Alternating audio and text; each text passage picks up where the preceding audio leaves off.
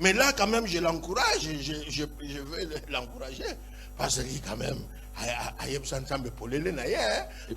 si le Seigneur est avec nous. L'Éternel se tourna vers lui et dit, va avec cette force que tu as et délivre Israël de la main de Madian. N'est-ce pas moi qui t'envoie? C'est lui qui est capable de sacrifier sa vie pour aller chercher la nourriture, sauver sa petite famille. Oh Dieu, en regardant Gédéon, il ne voyait pas seulement quelqu'un qui peut sacrifier sa vie pour sauver une famille. Dieu voyait en lui. Parce que c'est Dieu qui place en nous les dons, les capacités.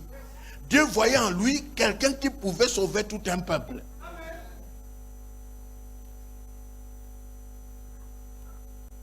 C'est pour dire qu'il est né non simplement pour une famille, mais pour sauver tout un peuple. Israël est dominé. Va avec cette force que tu as. J'aime ça. Dieu ne dit pas va chercher la force. Tu as déjà la force. Je vais dire à quelqu'un, pour que tu vives heureux, heureuse, aux en déjà. Tu as déjà cette joie. Écoutez ces garçons. Gédéon lui dit, ah mon Seigneur, avec quoi délivrerai-je Israël? Avec quoi? Dieu lui dit, va avec ce que tu as. Lui il pose la question, avec quoi? C'est comme il contredit Dieu. C'est comme il disait à Dieu, mais tu te trompes. Je n'ai rien pour délivrer Israël. Avec quoi? Bien-aimé dans le Seigneur, comme tu es là, hier on a dit que ce qui a été écrit a été effacé. Papa Jacob a dit à son fils, mais ici, Gédéon, c'est lui-même. Dieu dit va. Lui il donne des raisons. Avec quoi? Bien-aimé, pour que tu vives heureux, pour que tu vives ta vie, Dieu t'a déjà donné les capacités. Ce ne sont pas des choses à chercher. Un jour, je me suis réveillé très tôt. D'habitude, je suis le premier qui s'est réveillé à la maison.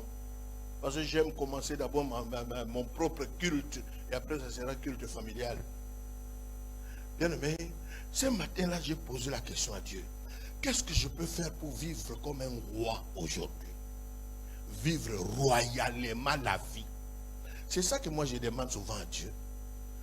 Je demande à Dieu, moi je dois vivre royalement la vie que tu m'as donnée. C'est pour ça que quand vous regardez mes cahiers de prière, il y a des prières que j'écris, mais vous trouverez toujours, j'ai dit à Dieu, je vais m'habiller royalement. Je vais manger royalement. J'ai écouté la voix me dire, mais pour vivre comme un roi, tu en as déjà. Bien aimé, j'ai regardé autour de moi, j'étais au salon. La bandina n'a pas tout fait, n'a n'a porte-monnaie. Et j'ai d'abord commencé par prendre mon portefeuille.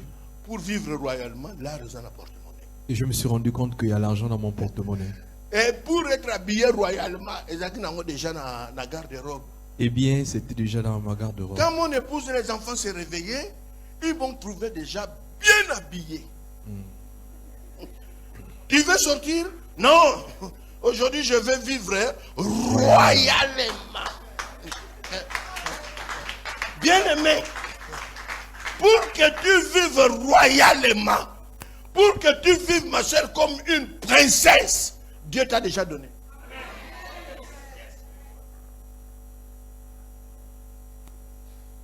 Tu as des capacités d'un roi. Tu as des capacités d'une princesse, d'une reine. Ce jour-là, j'ai vécu un miracle, mais les miracles étaient déjà à la maison. Après culte familial, je donne l'argent pour le petit déjeuner. Ça, c'est pour le petit déjeuner royal. Mais, Et moi-même, le propriétaire de l'idée, l'initiateur, je vais aller au restaurant. Bien aimé, je suis allé au restaurant. 7h du matin, j'étais déjà au restaurant. Habillé royalement. Dans un restaurant royal. Avec des marches royales. Bien aimé. Dieu vivant. Alléluia. Amen. Bien aimé, Dieu dit à Gédéon, va avec ce que tu as. Avec quoi? Avec quoi? Donc Dieu, tu te trompes là. Avec quoi? Voici, ma famille est la plus pauvre à Manassé. Il commence à donner des explications. Je suis né dans une famille pauvre. Bien aimé, naître dans une famille pauvre, ce n'est pas ça le problème. Mais devenir pauvre, c'est un choix. Tu n'as pas choisi de naître à un parent pauvre. Mais devenir pauvre, c'est un choix. C'est pour ça que vous trouverez, il y a des frères et des sœurs, malgré les bénédictions de Dieu, parce qu'on va bouler là-bas pauvre. Malgré les bénédictions de Dieu, ils ont toujours des idées de pauvres. Famille pauvre. Et quoi encore? Voici ma famille est le plus pauvre en Manassé. Et je suis le plus petit dans la maison de mon père. Ce jour-là, Dieu était extrêmement gentil. L'Éternel lui dit, mais je serai avec toi. Et tu battras Mandia comme un seul homme. Bien aimé, ce qui a été écrit a été effacé. Bien aimé, toi-même, tu peux effacer. Il y a ceux qui souffrent de ce qu'on appelle l'auto-sabotage. Tu es en train de avec saboter ta propre vie.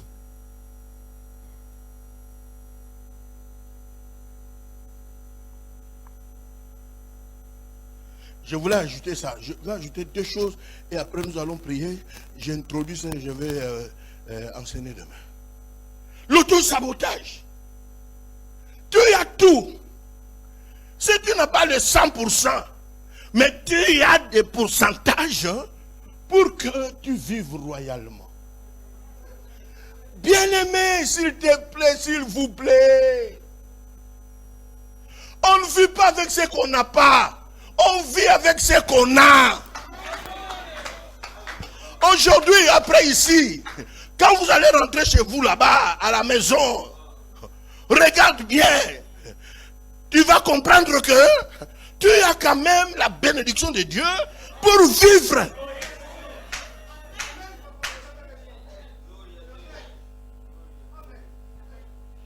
Avant de venir ici, j'ai réparé le véhicule. J'étais avec un autre pasteur dans une de nos églises locales de la communauté. Mais les districts là avaient une réunion. Moi aussi je suis pasteur de district. Quand leur pasteur de district est venu, il était bien habillé. Mais quand le pasteur arrivait, j'ai dit au pasteur qui était avec moi, regarde. Le conseil du pasteur, c'est comme le conseil des ministres. Mais et voilà comment est-ce qu'ils arrivent. Donc pour être bien habillé, tu attends dimanche. Tu t'en sorcelé.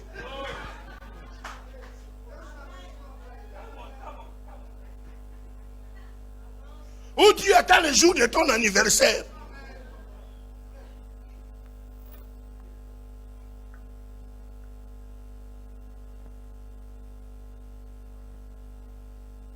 C'est l'auto-sabotage. Tu es là, tu prends soin de tout le monde, sauf de toi-même.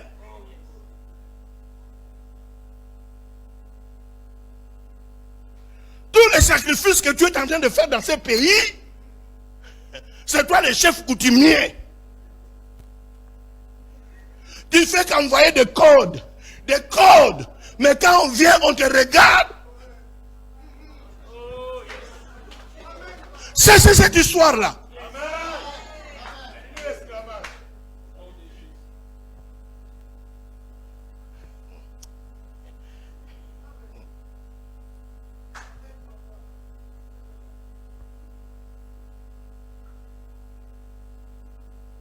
Vous supportez tout le monde, sauf toi-même. Tu es le seul à souffrir pour gagner cet argent. Et après tu diras, oh, le Seigneur ne m'a jamais béni. Dieu t'a déjà béni. Le problème, tu es en train de saboter ta vie. Tu annules ta propre vie. Un jour, j'ai dit à mes enfants, je ne suis pas ce papa-là qui va élever les enfants jusqu'à l'éternité. Petit, tu as déjà grandi. Déjà, fournis beaucoup d'efforts en fait de partir de la maison. Je ne te garderai pas toute ma vie.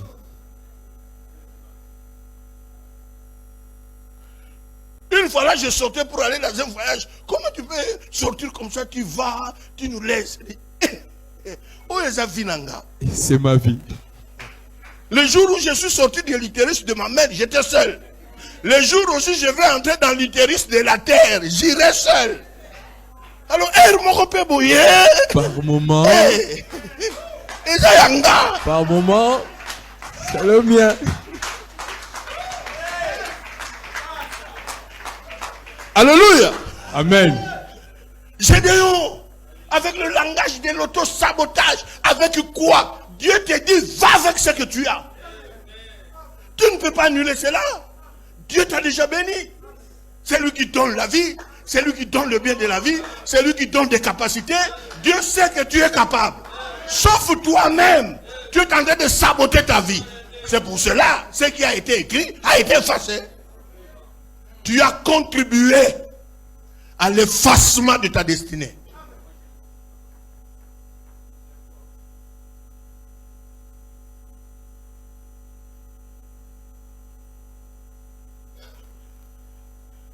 Gédéon, son frère encore, Josué 13.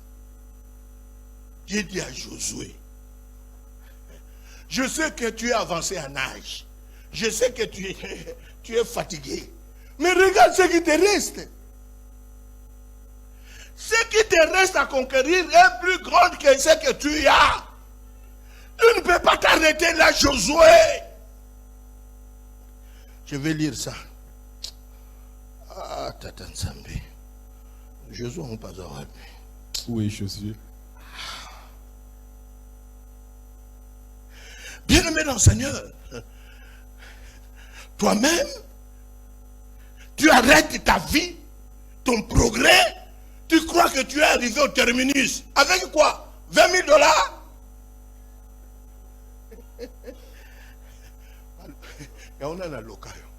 Qui t'a ensorcelé?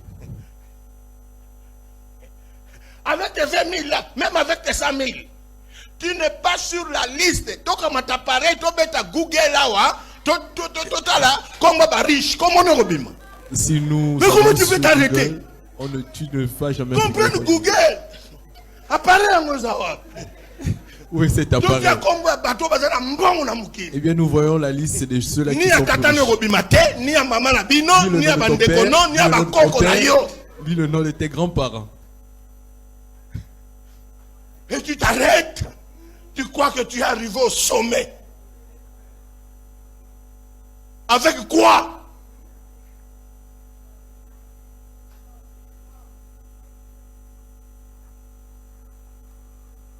Dieu dit à Josué, regarde ce qui te reste. Donc tu t'arrêtes. Tu t'arrêtes. Tu es d'accord avec ce que tu as. Au moment où Dieu, dans son plan, tu n'es pas encore arrivé au bout. Bien aimé, je suis en train de dire à quelqu'un, détrompe-toi. Tu n'es pas arrivé au bout. Avec tes 10 000, ou avec tes 20 000 dollars, ou avec tes 100 000, même avec ton million là.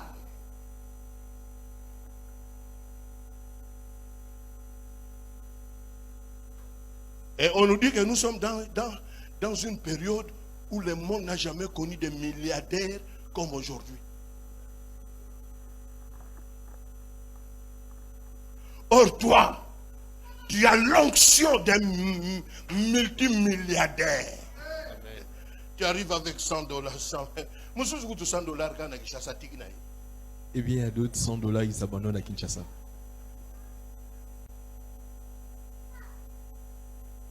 C'est pour ça que vous trouverez même chez les pasteurs. Tu deviens pasteur d'une église de 500 personnes, tu crois que